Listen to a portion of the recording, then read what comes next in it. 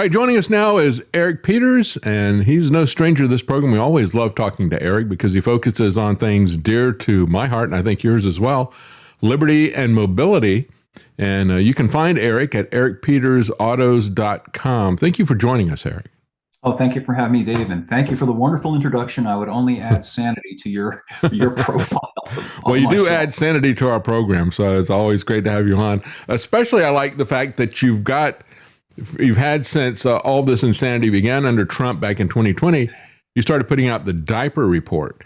And now you've got a new one, which is the war tax report. And I think the titles that you chose with both of those say it all. Really, it is the diaper report, and you've got a picture on your website of, I think it's Japanese women or something who are wearing modeling their underwear on the outside, and you always referred to it accurately as the face mask being the face diapers, and so that is still going on. That insanity. Here we are, 6 years later. That's still going on. It is, because it's not been cured. The article that I posted about this the other day was inspired by something that I saw at my bank. I was sitting in my car, and another car pulled up next to me, and in it was a woman by herself wearing her mask. And with the windows rolled up, right? It's just not in a convertible, right? My attitude is shifting a little bit. Initially I used to feel irritated about these people. Why don't you take the thing off? You don't have to wear it anymore. But I've come to realize that they have been so hystericized, so PTSD'd by the nonstop barrage of propaganda, which they're continuing to receive, probably from their doctors of all people. Oh yeah. They go into the doctor's office, and the doctor's probably wearing one of the things, or the nurses, implying that it's a sensible thing to do. So, I regard them almost as NPCs, that term, the non-playable character.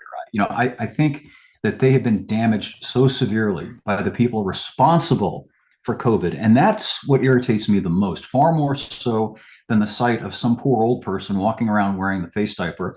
It drives me batty to think that Dr. Fauci is walking free. Yes. That all the people who are responsible for all the misery, and that includes Trump, got away with it. He gave him an award on the last day in office. He gave Fauci award, all the people that did the warp speed operation on us. They pulled a fast one on us. They didn't test anything. But of course, we all know that there wasn't any pandemic. We know that by now. Earlier this week, it came out that there is, you've got a lot of people who are looking at this thing and looking at the damage that's been done.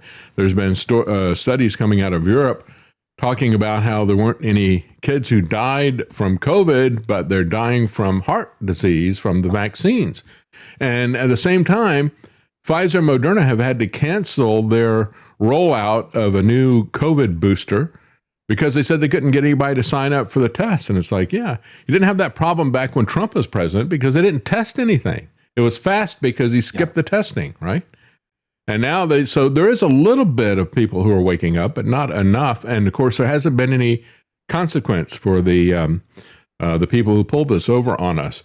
What is happening, as Jeffrey Tucker of Brownstone pointed out, he said, this is a cancellation by the market. And it really is a cancellation by the people. And for the most part, all this diaper madness ended because people gradually just stopped complying with it. Exactly right. But there has yet to be accountability. That's a right. long time ago, when I worked at the Washington Times, I got to know Sam Francis. You're probably familiar with Sam Francis. He was sort of a paleo conservative writer. And he came up with this idea that resonated with me at the time, and I still refer to it often. He called it anarcho-tyranny. And what he meant by that was that for the ordinary plebes, people like you and I and most of the people listening to this show, we'll feel the full force and effect of the law if we jaywalk. If we get caught driving without a seatbelt, we're expected to obey every law and held fully accountable if we don't.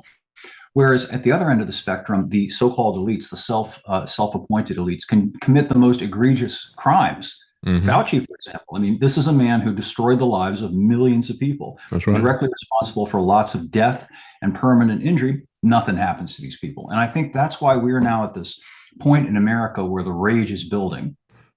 Particularly among the MAGAites, the people who voted for Trump. And I was one of them. I was stupid enough. I got conned. I got rolled again. I voted for this guy.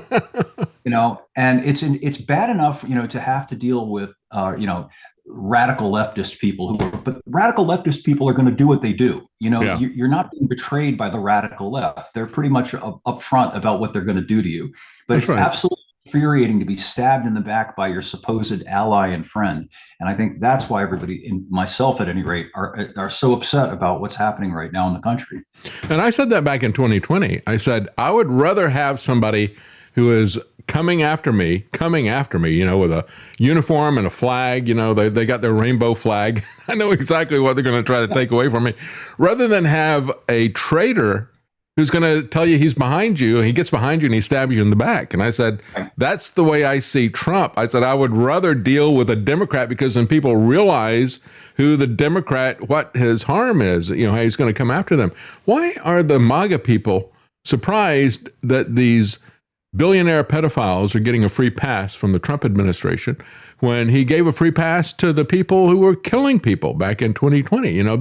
They saw that, they went ahead with it anyway, and now this is happening and they get angry. And I understand they should be angry, but why are they surprised that this is happening? Of course, after Trump fires Pam Bondi, the first question for Todd Blanche is, well, what are you going to do in terms of the Epstein documents and the people that committed these crimes? Well, what are you talking about? I don't know what you're talking about. We said if there was anybody that had done anything wrong, we would be after them. And so he's back to this, I have no idea what you're talking about. I said, when I talked about it, I said, it's very much like the Martin Short character they used to parody when he was the lawyer on 60 Minutes. Yeah. The lawyer on 60 Minutes, but, tobacco executive. For people, because I think that ordinary people who aren't really, really disturbed mentally have difficulty understanding the mindset of people who are very disturbed, the psychopathic personality, because we sort of have an internal monitor check. We feel shame, guilt, remorse, empathy, these things that cause us to shy away from icky, awful things. Like, I don't want to be part of that. And if I was part of it, it was inadvertent, or I didn't think about it, and I'm sorry, I wish I hadn't done that. Yeah. So it's hard for us to imagine a person who just doesn't care, who's capable of lying to your face in the most egregious manner, and then doing the most awful things and not feeling bad about it at all. You're absolutely right. I've mentioned that many times. You go back to Ted Bundy, right? The serial killer and rapist out there. He's such a charming, good-looking guy, and he's intelligent and all the rest of this stuff, but he's just pure evil. And so normal people let their guard down. They can't imagine that there's anybody like Ted Bundy, right? And that's how he gets away with it. And that's how Trump gets away with it as well. We thought, some of us, again, I raised my hand, mea culpa.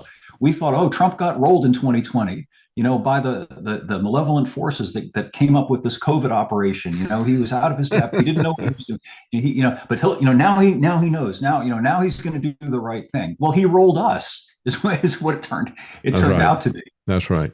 Yeah, and as a matter of fact, when you look at what is happening, there is a perfect continuity to it, actually. If you look at the bigger picture of where these people want to go, they know that we are in a period of time, and it's kind of a natural cycle that happens. And the fourth turning, many times we talk about that. And so we're in this, and we're at the very end where you typically have some massive economic issue. You have institutions are rewired and all the rest of the stuff. Frequently, there's revolutions and wars. So these people are aware of this. I mean, they use all the terminology of Strauss and Howell, talking about millennials and Gen Z and Gen X and all the rest of this stuff. But they won't talk about the fourth turning. But they're preparing and they're using the fourth turning. I think this is why we see all of the countries. I mean, it's really frightening to see what France and Germany are doing in terms of preparing for World War III. They want it badly, and they are practicing mass evacuations. Of course, that's not being done here in America. We never planned on doing any civil defense. There was a plan to save themselves and let the rest of us die, and that really is the same plan here. They're not going to do any bomb shelters.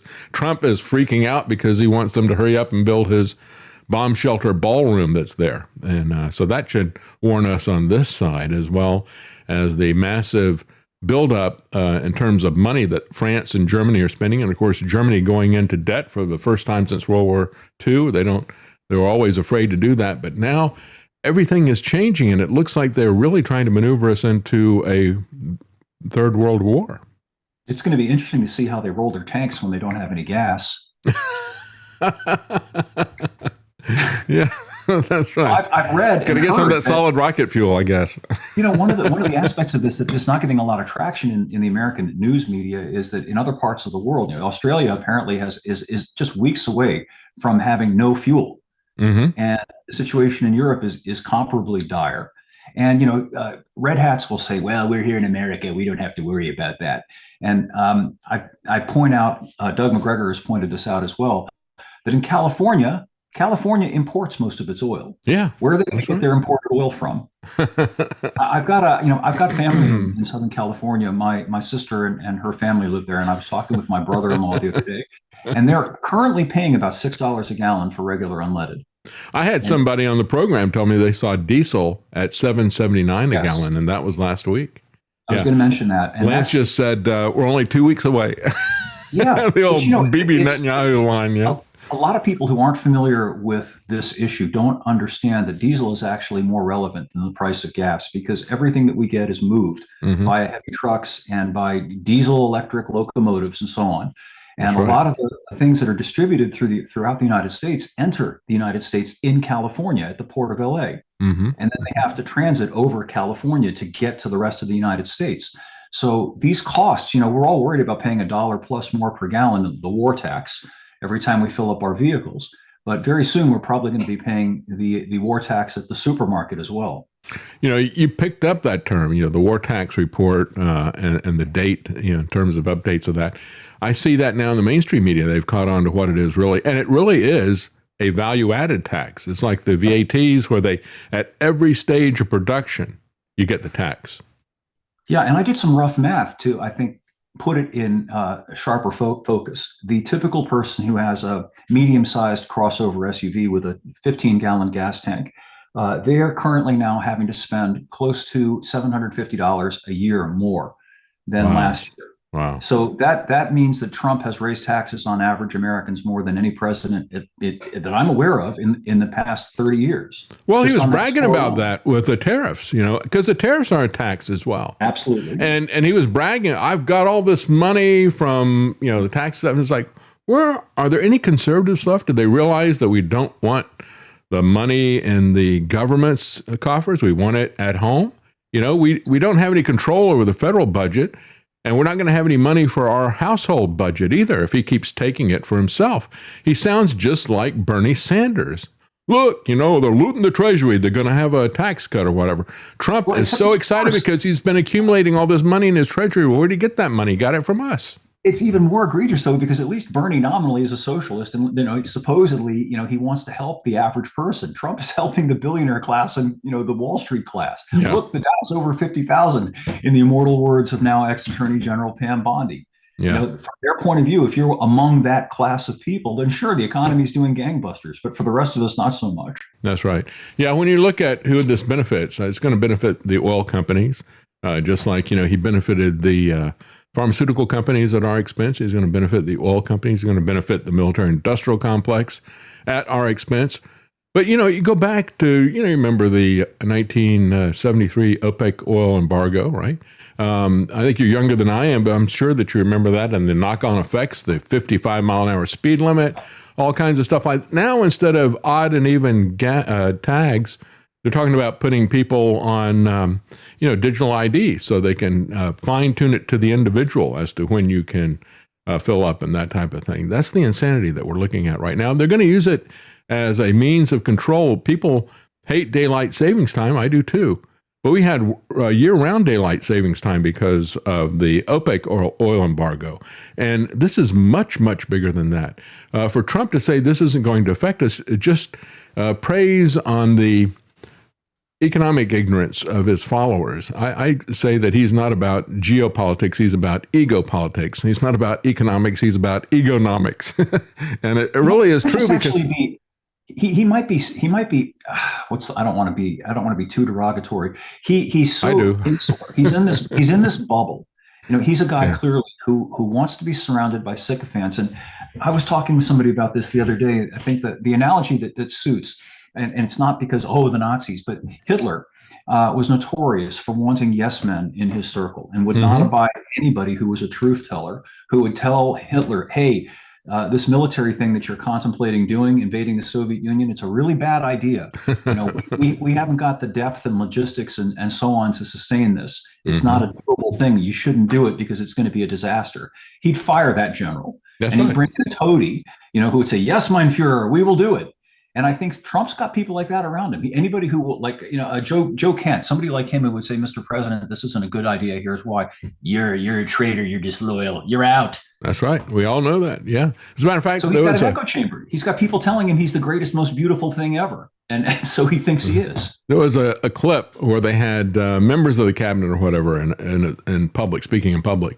And I think it was Stephen Miller who went first. And he does this flowery, sycophant, flattering speech to Trump about how great he is about this, how great he is about that. And then he finishes and Trump says, well, that's pretty good. Let's see if you can do better than that. And he pointed to another member, and I forget who that was. And they start out the same type of thing. I said, this is the most disgusting thing I've ever seen. This is why they're so dysfunctional, quite frankly. Yeah, he's... Every day you think, okay, that's as far as they can go. They can't possibly go even farther. Now they're talking about putting his image, I think, on the $100 bill or something like that. Have you heard about that? It's a commemorative coin. Yeah, they've got a 24-karat gold coin, at least that they want to put his face on.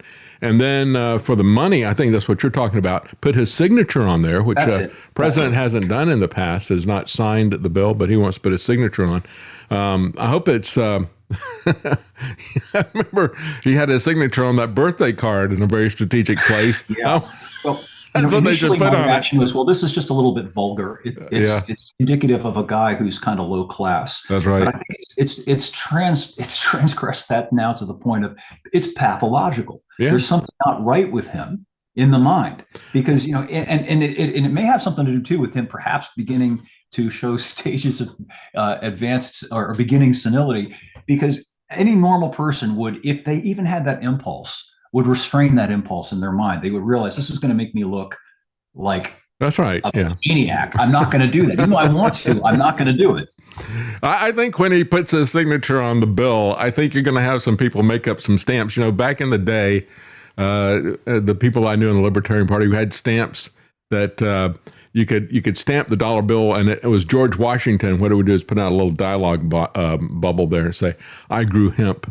And so I can imagine people getting a stamp that matches up with Trump's signature and recreate that female hourglass shape that he used and stamp that over his signature. But the currency that's there just to remind people who he is. It's horrendous, and as much as we bandy it about and find some humor in it, it's really quite ominous the way things are going. Now, what are we not even a day away from the next obliteration to follow the previous obliteration? Yeah, I know. And when you look at what happened over the holiday weekend, he becomes this F-bombing terrorist. the vulgarity as well as the stupidity of this stuff. And I hate, we get to a situation where you got even people like Emmanuel Macron who sound rational compared to Trump. He says, maybe you don't talk every day because every day you say something and the next day you say something that's exactly the opposite. You need to get serious, is what he said. Yeah. And I think he is serious. He's being made to look like a loser. And that for Trump is absolutely intolerable. Yeah. And I think that he's not going to step back and dial it down. I think he's going to increase it and ratchet things up. That's right. And the thing is, the Iranians have shown they're fully capable of escalating in turn. So where does this lead us? Where do we go? That's right. Yeah, he's definitely maniacs to start lobbing nukes at Iran. And then it's probably all over for all of us. Yeah. Well, he has guaranteed that they're going to have nuclear weapons because he has shown that if you don't have nuclear weapons, you are vulnerable to attack from the United States for any reason whatsoever, right? And that's the only way that you're going to be safe is if you've got nuclear weapons. So he's made it clear that they're going to get nuclear weapons now, regardless. We've been told by Netanyahu they're always just 2 weeks away, right?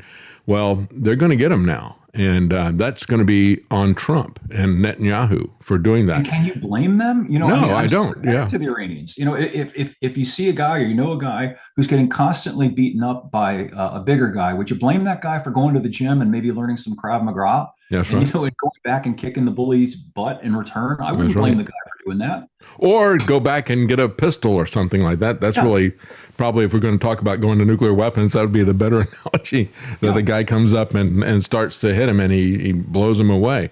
That's the shame. And as we're looking at the people that are there, of course, if he wanted regime change, there was already a lot of dissent there in Iran. He just shut all that down. Yep. Now the great Satan is America, not the Ayatollah. And he just underscored that with his message over the holiday weekend, saying, praise Allah. Well, if that didn't, if they didn't get the message before, they certainly got it with that, didn't they? And one of the things that sets me off, Eric, is I hate to see these people who talk about 47. I even saw this video that some guy put up on social media saying, this is prophetic. You realize that Trump is 47th president, right? And they've been after us for 47 years. It all fits, It's like, you idiot, you don't even know when all the U.S.-Iranian stuff began. It began 73 years ago. It began in 1953, where we overthrew their elected government, and we put in a despot king and trained a ruthless secret police force, the Savak. I knew about that before the Iranians took over the U.S. Embassy, because we had a lot of Iranian students that were going to USF, where I was, and taking engineering classes. And these guys were protesting the Shah, and they were doing it with balaclavas over their faces. I said, what are you guys doing that for? I said, well, it is a tragedy that so many Americans know absolutely nothing about the outside world or the actions of the U.S. government vis-a-vis the rest of the world. And they have this cartoonish image of America as the great righter of wrongs against all these benighted third world people, who are out to take away our freedoms. It's absurd. Where do they get that image? That's crafted for them by the CIA, running through Fox News and the New York Post and mainstream media for the most part. So you end up with this juvenile solipsistic view of the world, where you can't step out of your own shoes and look at it from somebody else's point of view. And you can't do that if you don't have the facts. As you say, most Americans are unaware of the fact that the CIA deposed the legitimate leader of Iran and imposed upon the Iranian people this awful person, the Shah, who used his secret police to brutalize the people. And the backlash to that was the Islamic Revolution. That's why there was an Islamic Revolution. That's why we got the Ayatollah Khomeini, and that's why they did all the things that they did. And they don't trust us, and they don't like us, or at least our government. And it's understandable why they don't. Well, it's amazing when you look at it. Our government basically created the Ayatollah as a blowback from what they were doing. And then when you look at all the different terrorist organizations, right, they start out with a mujahideen that they're going to use against Russia and Afghanistan. And then that morphs into Al-Qaeda, that morphs into ISIS and into al-Nusra and so forth. And the next thing you know, at the tail end of it, we are supporting those guys in terms of overthrowing Assad in Syria. And so we put in one of the Al-Qaeda, ISIS, al-Nusra guys to run Syria. And he goes on this killing campaign, killing Christians and Alawite minority and all the rest of that stuff. And so that's what the policy of the U.S. government has been, to foment war, chaos, and disorder. And that's what's happening right now in Iran. They wanted regime change. Well, you got it. Mission accomplished, I guess, except you made the regime worse. And it always does that with civilian bombing campaigns. I think there's a silver lining to this otherwise very dark cloud, though, and it is that the people see. Not all of them. There's still a cohort of the red hat crowd that doesn't see it. But by and large, most Americans, regardless of their political affiliations, do see it. This war is extremely unpopular. And, Americans, I talk to a lot of people. I've got a lot of friends who've got draft age kids. They don't want their kids going over there to kill and be killed potentially over this idiocy. No. They want nothing to do with it. The whole rah, yay America stuff that we saw back during the war on terror and George W. Bush and all of that. That's not here now. Yeah. At least not according to what I can tell. That's right. That's good. I tell you, it's like deja vu all over again. like Vietnam and the unpopularity of Lyndon Johnson and everything, the convention that's coming up, and the oil embargo is like, I said, the only thing worse is if they bring back disco music. But, Something else that's good. I don't know, did you catch Karen Katowski's piece on Lou Rockwell today? No, I didn't see it. What was it? Well, she made the point, and I thought this was very observant, that the other salutary thing that's happened already is that we've seen that this colossus, this defense industry, and all of our fancy toys are essentially useless wastes of money. Yeah. All of these advanced weapon systems that we're forced to pay for through our taxes are obsolete. They're garbage. They're junk. So why are we spending money on all this stuff when it obviously doesn't work? That's right. And maybe it will be able to somehow dial back the so-called Defense Department as a result of this. Well, I don't know. They'll just have a new round of killing machines or whatever. But I've talked about it many times. It was something that actually Lance showed me the book. It was called Kill Decision, and it was by, what's the name of that guy, Lance? Daniel Suarez. And that was about a decade or so ago, was it? Maybe longer. And he kind of wargamed this whole thing out in terms of swarms of drones being the thing that equalizes and takes out even like aircraft carrier groups and stuff. And so that's kind of where we are right now. And spoiler alert, if you don't want to hear the ending of the book, but the bottom line is it was a threat that was created by the military industrialized complex so they could obsolete all of these expensive weapon systems and sell a complete new line, or a version 2.0. But that's what we're seeing right now. When you look at the way this war is being conducted, the only people who are doing it right are the Iranians. There was a guy, if I remember his name correctly, is Robert Pape, I think, and he wrote, he did a study after Vietnam War saying, why is it that we lost? We look at how many bombs were dropped in Vietnam. We still wound up losing that. That is the metric that we keep hearing from War Pete's Pentagon all the time. Well, look at how many bombs we dropped. We got to be winning, with all this kind of stuff. And I think it was Colonel McGregor who said, that's the same kind of nonsense we heard in Vietnam, and it didn't work then. It's not working now. So this guy looked at it and he said, when I went back and I looked at the Korean War, it was even worse. And he said, and yet we lost that one as well. So I thought, what is it about these air campaigns that are not working? He wound up writing a book called Bombing to Win. And his point was, if you go in with these massive bomb strategies to just turn everything to dust, he said, that doesn't work. He said, what does work is to go tactically after the enemy's warfighting equipment, right? Which is what we see Iran doing. They're strategically going in and attacking central radar points and so forth like that to take away the enemy's ability to conduct the war. And that demoralizes people. It doesn't demoralize them to bomb the civilian population. As a matter of fact, it strengthens morale to push back against that injustice. And the Pentagon just hasn't gotten that message. Yep, these are not benighted Bedouins. Iran is a huge country and it's a very mountainous country. And very clearly, they have been preparing for this eventuality for quite some time. Yep. Apparently, they have got these underground cities where they've got all these drones and missiles and stuff that are essentially immune to any attack from the air. That's right. And so what do? And now Trump apparently is going to send in thousands of Marines to capture Kharg Island, which will probably result in thousands of American casualties. Yeah. And then what? After another embarrassing humiliation, not to mention the body count, what's he going to do? Yeah. He's going to escalate. Yeah.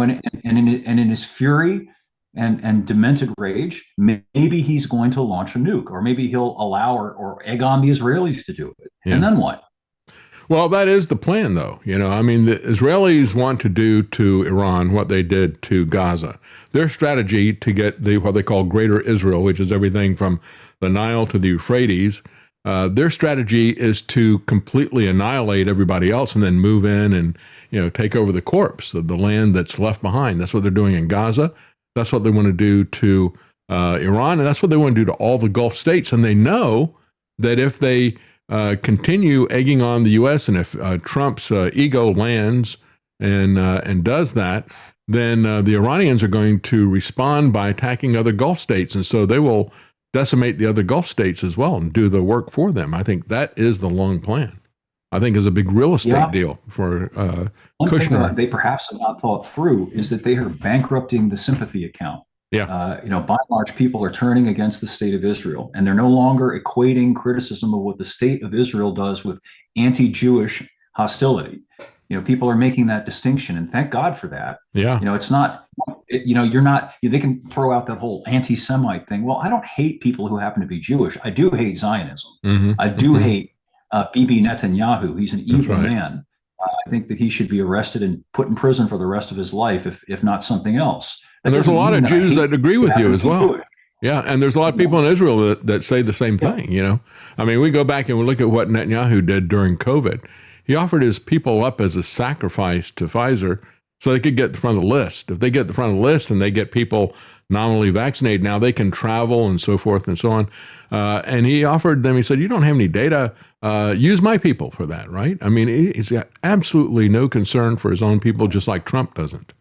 Yep. And people see it now. Yeah. They've had enough of it. Yeah. Well, you're talking about the war tax. You're talking about not only what it cost you to fill up the tank, but of course, how this is going to percolate out into all these other different aspects, from food to you name it, even plastic containers, right? We can't get the petroleum products. But you also talked about how the rising costs of everything have basically shut out the upcoming generation from being able to get cars and homes and that type of thing, right?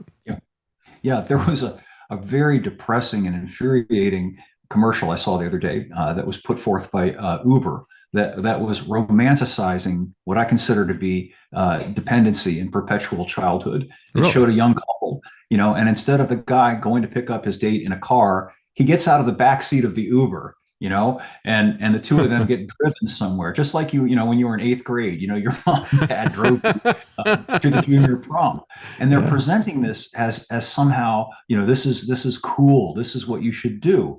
And, it is nothing less than a tragedy that rising generation of kids finds that even something that we took for granted, you and I, when we were that age, having your first car might have been something of a jalopy, but you could afford it. It was yours, and you were able to go out and pick your friends up or your girlfriend up and go and have some fun. And you were, even at 16, a proto-adult, in a very real and meaningful way. Now, these 18 and 19 and 20-year-olds might as well be 12-year-olds, because they're just stuck. They're dependent on their parents to take them places, or a bus or a train. And, they stay at home until they're 30 because they can't afford to move out of the house. Some of them are still there at 40. It's awful. No wonder they're angry. And no wonder, and this is what I dread, that, we're going to end up with some sort of leftist backlash out of resentment and rage and fury at a system. And they're going to blame, ironically, they're going to blame capitalism for it, as if capitalism created this situation, which of course it didn't. Yeah, it all gets back to the liberty of mobility stuff as well, because, used to be able to, that was the big thing that I'd look forward to. I remember when I was a kid, I was looking forward first to getting a bike. That's going to give me some extended range here. Right? Yeah. And then as you start to get older, it's like, well, let's see. I could get a motorcycle, except mom's not going to let me do that. That would give me a lot of independence. So I had to wait till I got a car. But, by the time I'm 16, you're out there and you're able to do things like that. Now they're looking, and of course, this latest, the Trump oil embargo, which is what I like to call it, instead of the OPEC, we got Trump. And so now the Trump oil embargo is going to be locking everybody down to work from home. You got 5 countries now that have mandated that for their government employees, and some of them have gone a little bit further than that, as well as doing rationing of filling up of gas and all the things that we lived through in the 1970s. All these evil things are coming back. But this work from home and don't travel, stay locked at home, this is a going back to the same MacGuffin that we've had. They've tried this now. This is the 3rd way that they've done this. They've done it by telling everybody, you can't have any energy because we're going to burn the planet down with CO2, right? Then that was the climate MacGuffin. Then they did the COVID MacGuffin, saying you got to stay at home because we're all going to die, put on your mask and so forth. Now we've got another MacGuffin, which is, although it's a real problem this time, it is something that Trump created. Yep. And the thing is, this time they may not even have to do it overtly because it'll have been done economically. That's right. Right now, at current prices, if you've got a full-size truck or SUV, it's going to cost you about $110 to fill the tank up. Who can afford that? I know. Yeah. Even if you're driving a smaller vehicle, it's still $60. to, Yeah. to fill up the tank. And that's just not sustainable. It's not supportable. And by the way, an aspect of that hasn't been talked about much that I think is important.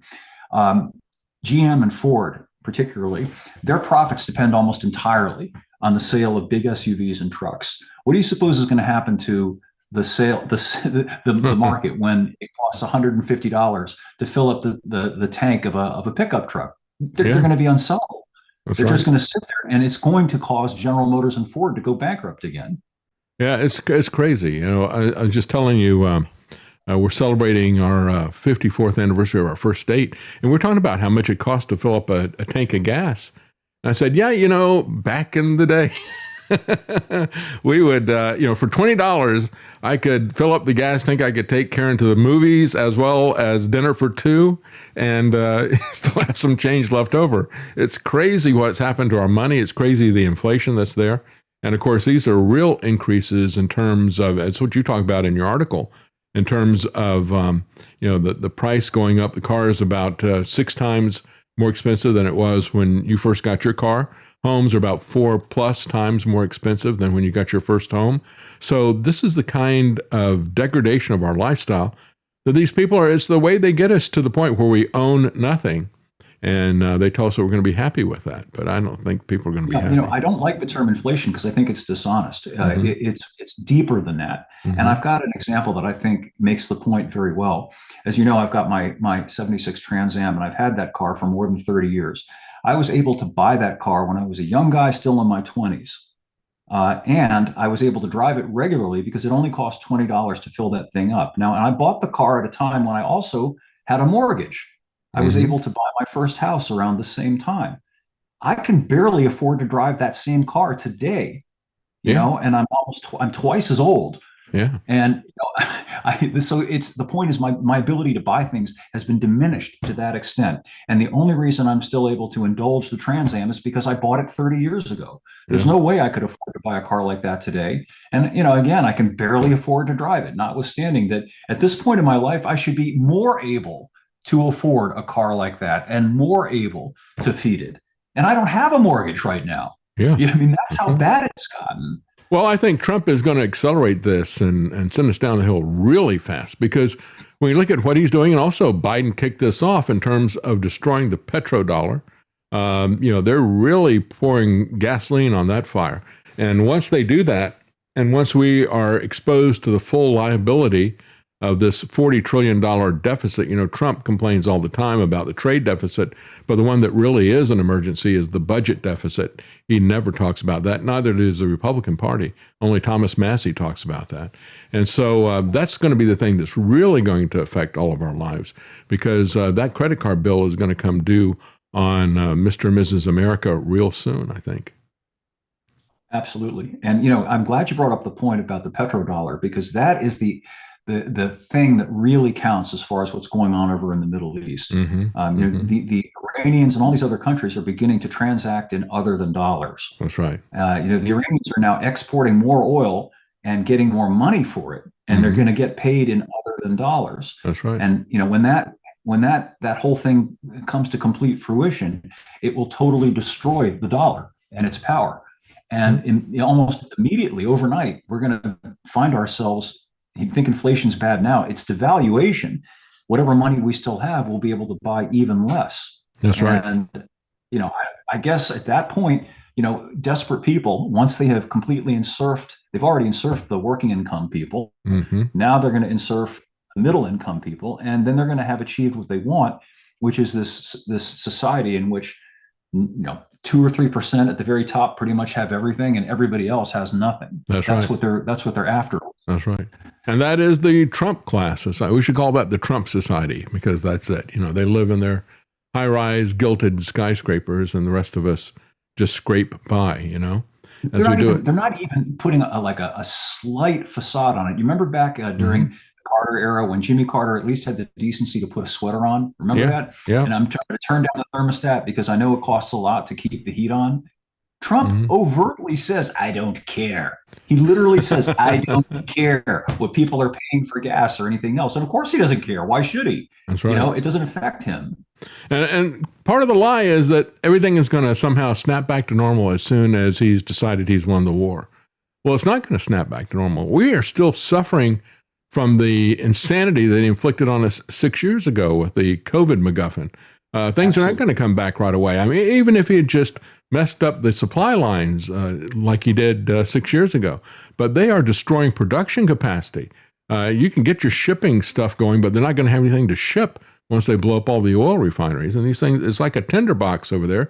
He's not going to be happy until he's set the entire Mideast on fire, because that's what the Israelis want.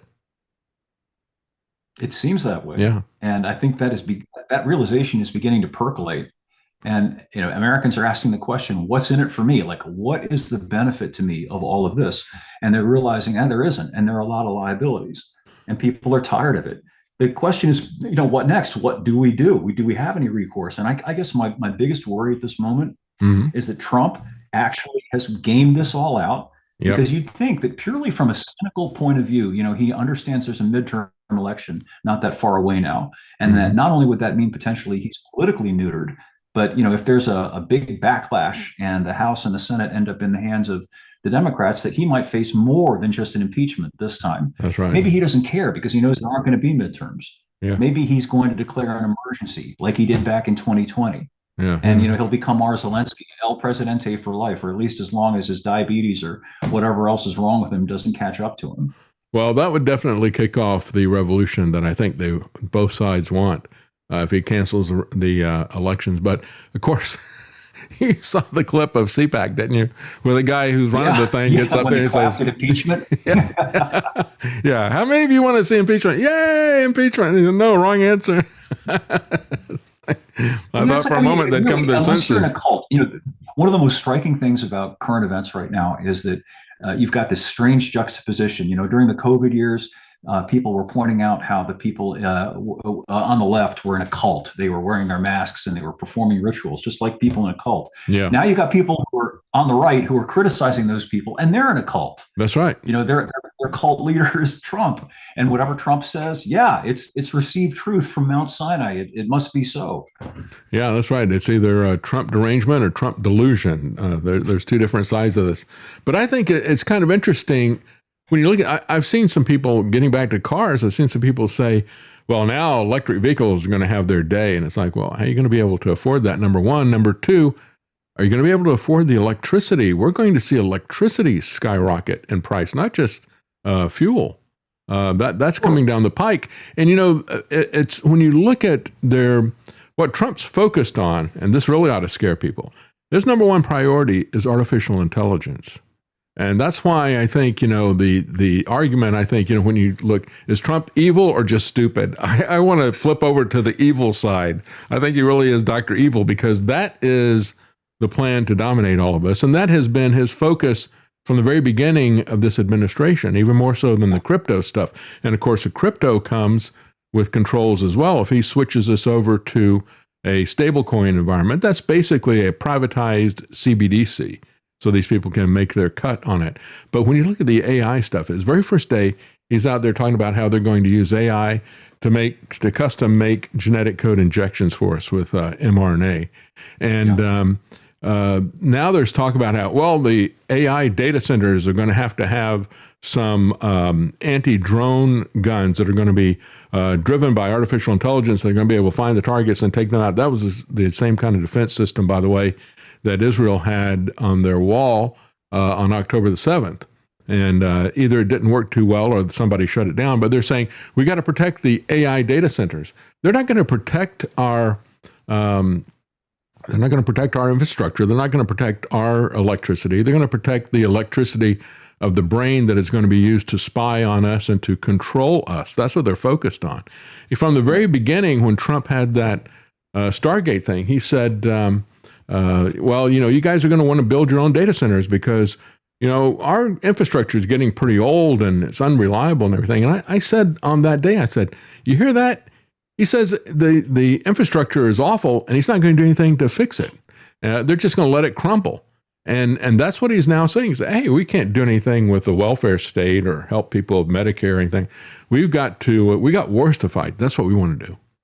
And I had a bad feeling, and I should have paid more attention to my bad feeling. When was it? Within the first week after his inauguration, he had that press conference with Altman and Ellison and that other guy. I can't remember his name. Yeah, Stargate. Yeah, and that was the Japanese guy from SoftBank in Japan. Yeah, and they do tell us, they do telegraph what their intentions are, and sometimes we just, I guess, don't want to see it. And that was a case of, I didn't want to see it. Okay, maybe, whatever. It's not a big deal. It was a big deal. It's a Ted Bundy moment. His priority is. Yeah, shows what his priority is. And another thing about these data centers that's really aggravating to me, they're popping up now in small town rural areas, and the local people are getting to pay higher property taxes and everything else as a result of this. They're coming in and eminent domaining people's farms, land to put up these things because they're going to get more tax revenue from the data center.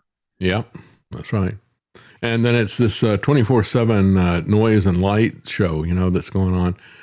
But the whole thing is being used. They've been saving data for decades, right? I remember when the NSA opened up that big data center out in Bluffdale, Utah. And it's like, why are they, first of all, why are they putting it out in the desert where they need to have so much water as well as electricity? But, building these big centers to save everything. And I was talking to William Binney, who was the global technical head for the NSA for quite a while and became a whistleblower. But, he said they're saving everything on everybody. They don't have the technology yet to go through all of it. Well, they do now, right? They're going to start using AI to audit everybody, just like they used it to audit for the Doge system, right? And just as we've seen Trump use it to audit the real estate transactions of his enemies, they're going to use it for everything. It's harrowing. Wyszynski, who was the Soviet judge at Nuremberg and also the guy who presided over the show trials earlier in the Soviet Union, is reported to have said, show me the man and I'll show you the crime. That's right. Yeah. And that's essentially what this is. They'll dig through your records. They'll find something. Maybe you posted a mean tweet 10 years ago, and now it's run afoul of the speech code, and they can dredge that up and go after you for it. That's right. It's truly a horrible thing. If you can imagine living in a world where literally everything that you do is known to these malevolent authorities that are just looking for a pretext, some reason, something that they can nail you for. We're not talking about moral crimes. We're talking about these technical crimes, which are legion now. That's right. It's kind of like you get pulled over for a seatbelt violation or some other nonsense that has nothing to do with any harm you've caused to anybody, but it's against the law. It's a violation. Well, they're erecting scores of violations, and we all commit violations all the time. That's right. The thing is, we've been able to get away with it because there hasn't been up till now this panopticon where they know everything you do the moment that you do it. Well, soon that's going to be the scenario, and it makes me want to run in the woods. That's right. And just live in there. That's what Harvey Silverglate said a while ago. He said 3 felonies a day. He said, all of us are committing 3 felonies a day. We just don't know it, right? Because the law has become so complex and so pervasive on every particular topic. And so now they'll be able to go back and audit us. It's the same kind of thing they did with Martha Stewart, right? She didn't get convicted for insider trading. She got convicted because she said something that was, let's say, marginally untrue to the FBI, and they caught her in a contradiction. And that's the hallmark of what these lawfare cases are about. They want to get people into a situation, put them under oath so they can find some discrepancy and come after them for that, for committing perjury, which is the bigger crime. We see that happening over and over again. And of course, that's the key part about the income tax. Sign this under threat of perjury. And so if they go back and find anything on your income tax that isn't quite right, they can come after you for that type of thing. It's a perfect process crime to be able to go back and audit people with artificial intelligence for their tax reports, tax returns. Yeah. And they're also going to be able to leverage economics. During COVID, I, of course, ignored the lockdown orders, and I go out, and I specifically went downtown to go to the regional hospital to have a look for myself using my own eyes to see whether there were lines forming out in front and whether there were corpses stacking up outside. In other words, to prove to myself that it was just not happening and that, this was all hyped and exaggerated. Well, fast forward to now, you're driving your connected car that emits telemetry about your movements, where you are. So they know that you violated a lockdown. And maybe they don't shut you down necessarily as far as your ability to drive, though they could do that, but they will shut down your ability to buy. That's right. Because everything will be digitized. So then you go to the store after you commit your heretical act by driving somewhere where you're supposedly not allowed to go, and you find that your digitized dollars don't work. You've been precluded from buying anything as punishment for having transgressed the other rule. That's where we're headed. That's right. That's absolutely right. They started doing that with the climate MacGuffin, saying, well, you're going to destroy the planet if you travel too much, or you have too much meat to eat and that type of thing. So we got to track all that stuff and keep an inventory of that. It is a total panopticon of surveillance. And that's really what these data centers are about. It's one of the reasons why Trump is making sure that there's not going to be any state legislation to stop them. They are adamant that they're going to control it solely from Washington, and to say that is to say there's not going to be any control. It'll be just like it is with the pharmaceutical companies. I played the clip of Woody Harrelson 3 years ago when he went on Saturday Night Live, and he said, they gave me this movie script. And I went out into Central Park, sat down and start reading it. And he goes, so that you won't believe this movie script. And he says, you get all the biggest drug cartels get together and form one group, and they buy up all the media companies and everything. And they force everybody to take their drug and keep forcing them to take it over and over again. I set it down. I said, that's too unbelievable. Nobody would believe that. Well, he had to do that on Saturday Night Live, because if he did it on a recorded program, the network would shut him down, because the network has been bought by the big pharmaceutical companies. That's why he did it on live TV. So, that's really where we are right now. And these people are going to be watching everything that we do and shutting us down in real time. And Trump is fully on board with that. He's clearing the decks to make sure that the digital surveillance police state is right there. And I think that's a big part of what's going on with ICE. It's not so much about the immigration thing as it is about creating a federalized police force that's going to be characterized by excessive force. And normalizing the sight. Americans are getting used to, just like, people are now used to, when they fly, having to deal with these government goons rifling through their possessions and touching them. Yeah. Which is something that never would have been conceivable to Americans who have the memory to recall what this country was like before there was such a thing as the TSA. Nobody touched you. Nobody, you had to be a criminal before an authority figure would lay hands on you. Now it's been routinized. That's right. Well, now it's being routinized to see these body armored, automatic weapon toting people. And not only that they can just grab people and throw them into the back of a van and take them somewhere. That's being normalized. Well, they wear the mask. There's your diaper report right there. Exactly. The masked ICE agents that are out there. And the other thing, too, talk about delusion. All the people when, TSA wasn't getting paid because the government is so dysfunctional, they can't even pay their own goons. And then everybody's saying, we got to get them paid somehow because we got to be able to travel. Instead of saying, let's get rid of the TSA. We don't need it. Instead of saying that, they say, how are we going to get these guys paid? This is horrible. I need my security police back. It's like, give me back my security blanket. Yeah, it's absolutely terrible. And, I think Americans, though, are beginning to be aware of what's going on. So the question then becomes, what do we do? How do we fight this? Yeah. Yeah. And I think, facing it is the first step. Being aware, being realistic with yourself about what we're up against is important. And maybe the next thing to do is just to withdraw your consent. As a lot of classical libertarians would say, just don't go along with it, at least in your head, reject it, and do everything you can to not be involved with it. I've never been more sure of anything in my life than the nonsense of the TSA. And when we look at the reactions of people, it's very much like your story there, your diaper report about the woman who's riding in the car by herself, the windows rolled up, and she's got a mask on, right? But that's the way the people are at the airport. I need my TSA security mask back on me, because I'm not safe from terrorists otherwise. And, there was, you remember right after they rolled out the naked body scanners and started doing pat downs and everything, there was an organized boycott for the following Thanksgiving. And on the busiest travel day of the year, the TSA just shut it down, everything, and said, go on through, because everybody was going to opt out and force them to pat everybody down and was going to make a point about showing resistance. So rather than letting people show their resistance to it, they just shut the whole system down. And subsequent to that, we found a lawsuit that was filed, and they, by mistake, put up the full lawsuit and without redactions. Then realized the mistake and later took that down and put up the one with redactions. But we got both of them and we compared them.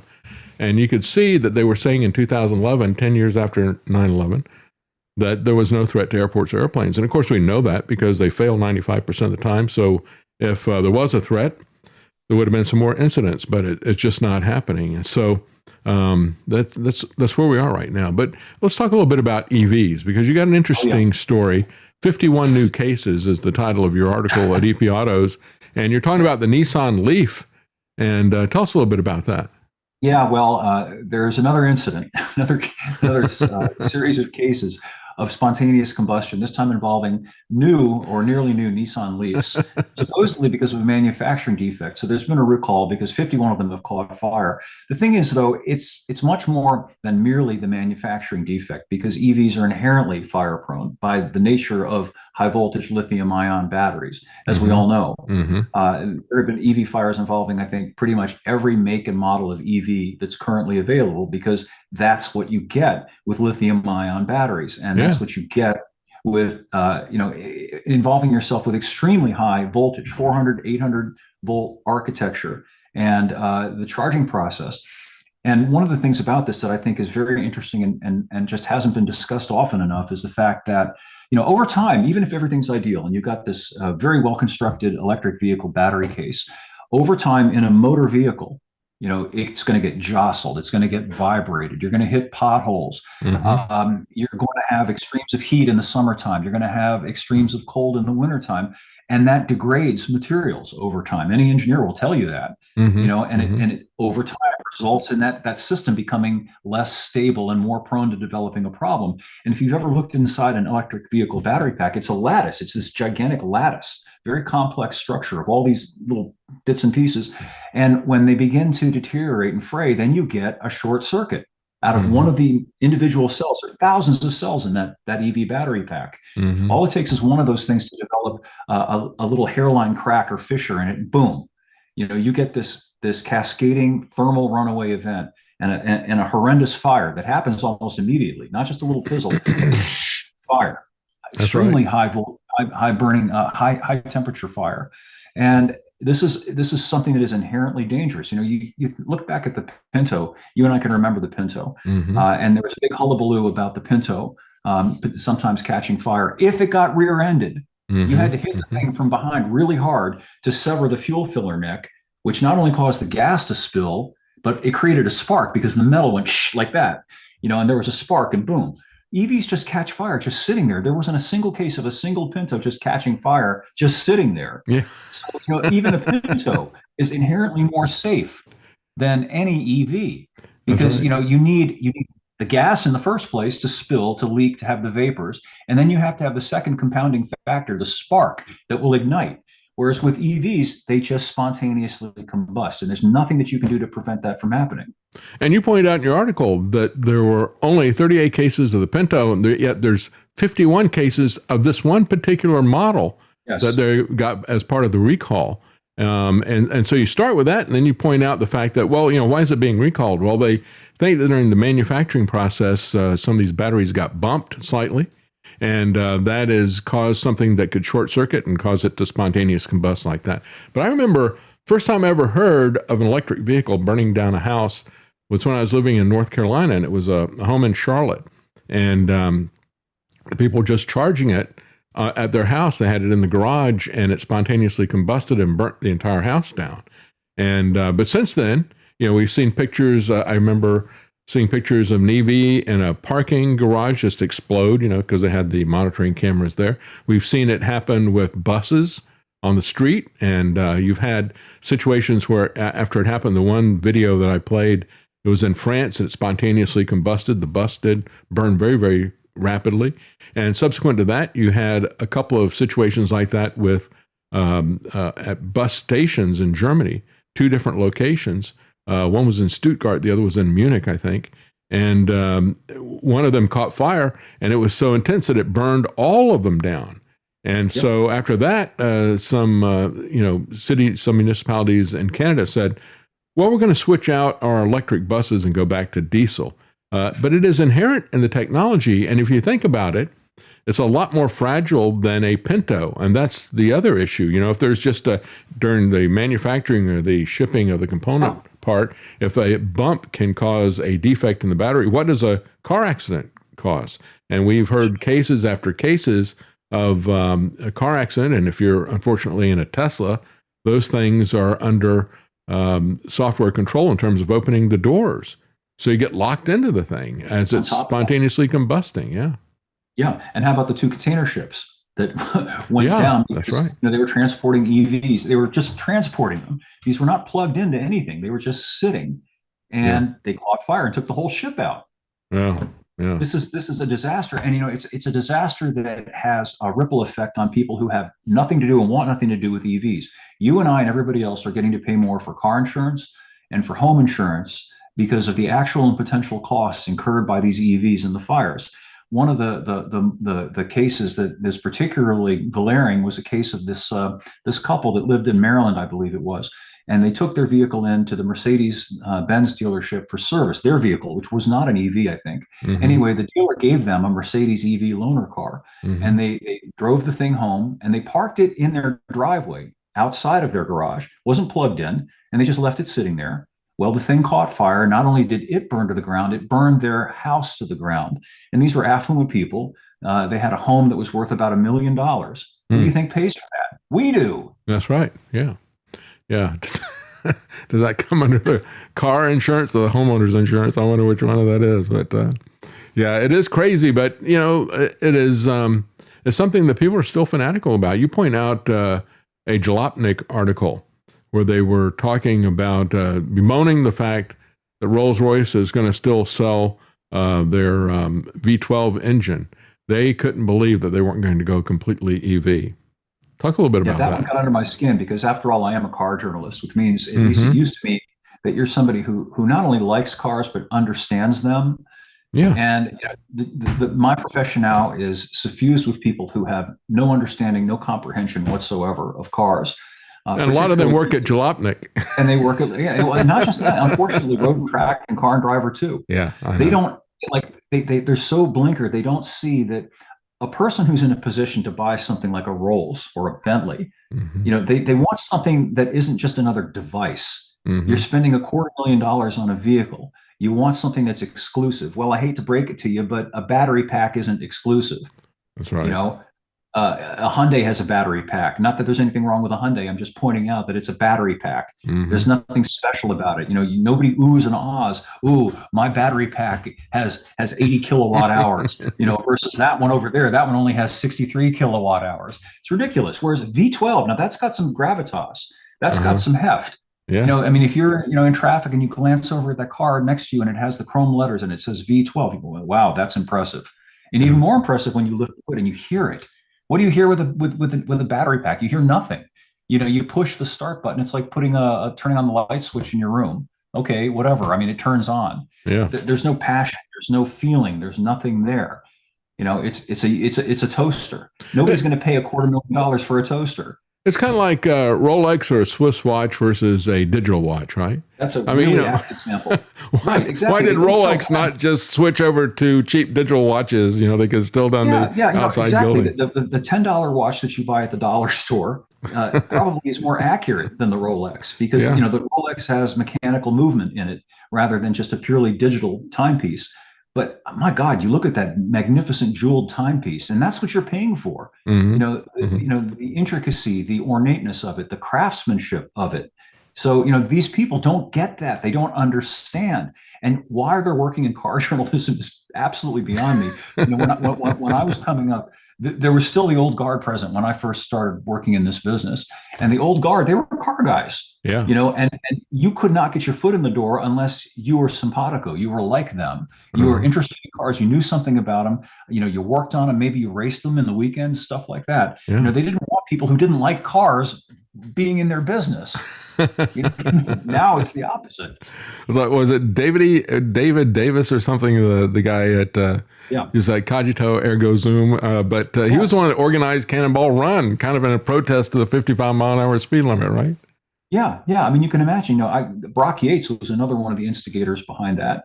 Great guy. But today, somebody like that would be viewed as some sort of horrible patriarchal heterosexual, rolling coal maniac who can't be discussed in polite society. That's absolutely true. Well, when we look at where this is all headed, it really is going down the drain, and everything seems to be circling the drain. Talk about the difference between us and them. That's the headline of one of your articles. I was inspired to write that the other day because I got to thinking about COVID again and the times in which we're living. And one of the things that has always kind of angered and frustrated me about COVID is that all the people who are the most hysterical enforcers of things like mask guidelines and who believed everybody should be forced to get the vaccine, generally speaking, they don't apologize. They don't concede they were wrong about that. That's right. And I think that's appalling. I think that as a human being, when you make a mistake, the only way you can recover your self-respect and your humanity is to admit, especially to those that you hurt, I made a mistake. I shouldn't have done that. Unless you're like Donald Trump, and then you don't make mistakes, right? Well, so I'm admitting that I made a mistake in letting my hope cloud my judgment and having voted for Trump. I'm sorry for it. I shouldn't have done it. Not saying that I would have voted for Kamala Harris. I'm not voting anymore for any of them. Yeah. But the thing is, I made a mistake. I thought maybe he's not the same guy that he was last time, but he was worse than I even imagined. Yeah. And I'm sorry for it. And I think that, again, it transcends politics, ideology, religion. If you make a mistake, if you do something wrong, you got fooled. That's not a moral failing if you got fooled. We all make mistakes. We sometimes, just get rolled. Admit it, though, particularly when harm was caused as a result of it and you were involved in it, even if not overtly, because you just thought you were doing the right thing. And I wish the people on our side, particularly people on our side, would not be like the COVIDians and, would just say, this is bad news. We have to stop this somehow. I'm not going to be part of this business any longer. Yeah. Yeah. Well, it's always been with Trump, the debate's always been whether he's a fool or a tool of somebody or something else.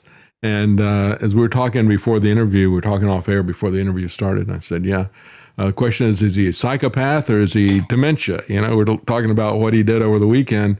And you came up with a third possibility. Tell the audience what. Tertiary syphilis, which is quite possible. That's right. Absolutely. That would be an interesting revenge, wouldn't it, from the victims? I wouldn't be the least surprised. And again, this is a general thing, too. Another ironical juxtaposition is that the people who support Trump now were very critical of Joe Biden a few years ago because he was obviously an elderly man who was at the point where his faculties were obviously deteriorating physically as well as mentally. And they made a big brouhaha about a guy that old shouldn't be in that position. Well, here we are with a guy who's older. That's right. Yeah. And he's going to be, it's going to get progressively worse. We still got almost 3 years to go. He'll be pushing 83 years old by the end of this. That's and right. I'm not, like trying to make a big deal about people's age. I'm pointing out that there are jobs where, maybe age is a factor. I think commercial airline pilots have to retire at 60, I think. And there's a good reason for that. Even if you're in excellent shape today as a 60-year-old, it's statistically not improbable that you might have a stroke or a heart attack tomorrow, and you don't want that guy in the left seat of your plane. That's right. If you can avoid it, you put a younger person in that role. And I think that, one of the lessons that we're all going to learn from this is that maybe there should be an upper age limit on people who are permitted to run for president. Well, I think it's even more individualized than that. When you look at the situation of his demonstrated condition that he showed everybody, frankly, I don't care. It's like having somebody who is a mass murderer. Maybe he says that the dogs were telling him to kill all these people like Son of Sam. Or maybe he's just been a lifelong psychopath. Or maybe something else happened to him. I don't really care about his motivations as much as we need to do something about it, right? You got to get this guy off the street one way or the other. Life in prison or the electric chair, whichever you thought. Well, that's the case with... And who's going to do it? Yeah, that's the case with Trump. I mean, the issue is, we talk about, is it just because he's a vicious, mad dog, or is it because he's becoming senile? I don't really care. The bottom line is we've seen what he's doing, and we know what he's doing to the entire world.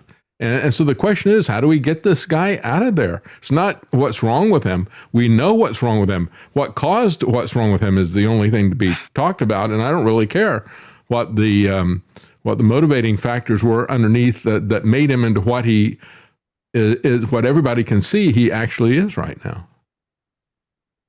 So we'll see whether self-interest on the part of people within the Republican Party is operative. I was heartened by what Joe Kent did because he was a guy who's pretty unimpeachable in terms of his background, particularly on the topic at hand, the war. That's right. And very, very difficult for Trump, Captain Bone Spurs, to criticize this guy, with multiple combat tours. How many Bronze Stars does he has? And he was immediately under Tulsi Gabbard, and so was in a position to know where the Iranians were a threat to the United States, and clearly they weren't, according to him. So who are you going to believe? Mm-hmm. I hope that his example is followed and emulated. Yeah, and right. More people of good conscience come forward and say, I just can't be party to this any longer.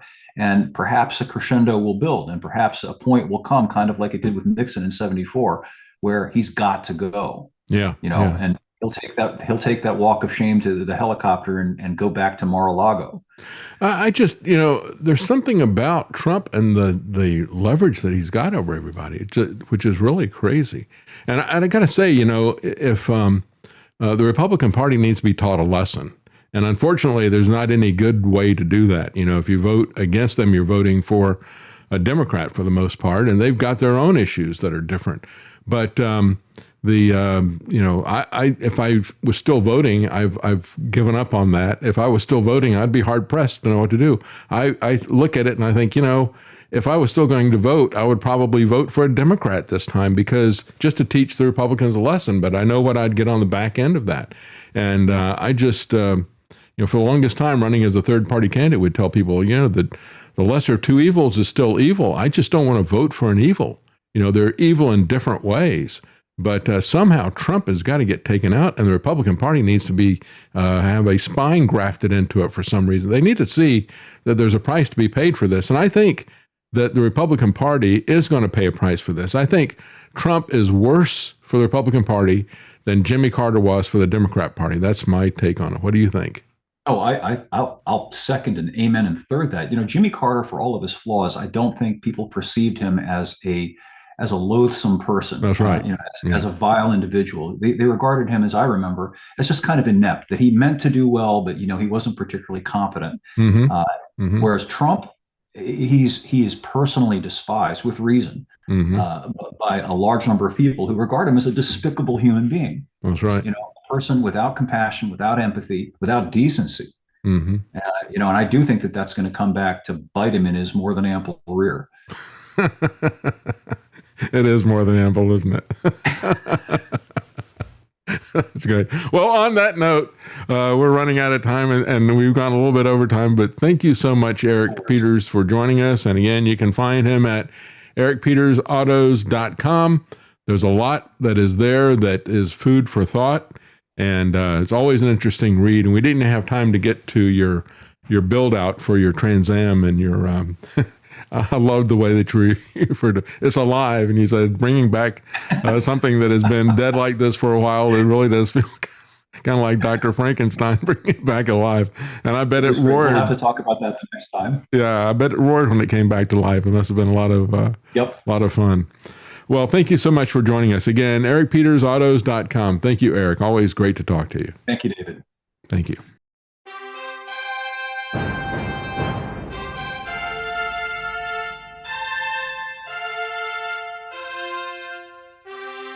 The Common Man. They created Common Core to dumb down our children. They created Common Pass to track and control us. Their Commons Project to make sure the commoners own nothing. And the communist future. They see the common man as simple, unsophisticated, ordinary. But each of us has worth and dignity, created in the image of God. That is what we have in common. That is what they want to take away. Their most powerful weapons are isolation, deception, intimidation. They desire to know everything about us while they hide everything from us. It's time to turn that around and expose what they want to hide. Please share the information and links you'll find at thedavidknightshow.com. Thank you for listening. Thank you for sharing.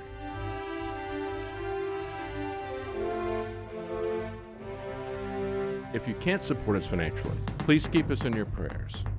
thedavidknightshow.com.